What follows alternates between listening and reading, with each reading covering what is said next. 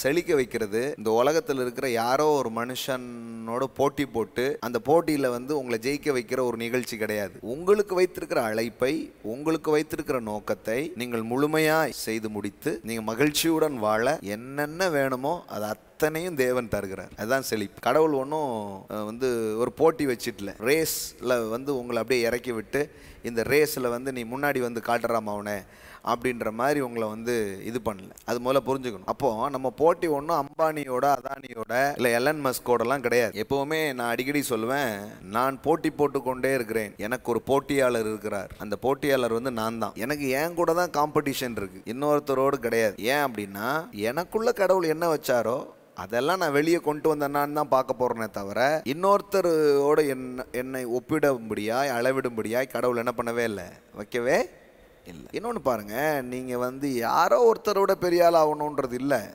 நீங்க முதல்ல பொருளாதார தன்னிறைவை நீங்கள் அடைந்து உங்க பிள்ளைகளுக்கு ஒரு நல்ல கல்வியை கொடுக்கக்கூடிய ஒரு தகப்பனாக, தாயாக, உங்க வீட்டின் தேவைகளை எல்லாம் முழுமையாய் சந்திக்கக்கூடிய ஒரு நபராக, எந்த கடனும் இல்லாத ஒரு வாழ்க்கை, உங்களுக்கு ஒரு நல்ல வீடு, நீங்க போவதற்கு ஒரு ஏற்ற வாகனங்கள், இன்னும் கடவுள் உங்களுக்கு ஏதாவது ஒரு நோக்கம், திட்டம் உங்க உள்ளத்துல கொடுத்துருக்காருன்னா அதை செய்யறதுக்கு வேண்டிய காரியங்கள், இது எல்லாம் இருக்கிறது கடவுளுடைய பரிபூர்ண சித்தம். 100க்கு 100 வேதவசனம் சொல்லுது பாருங்க.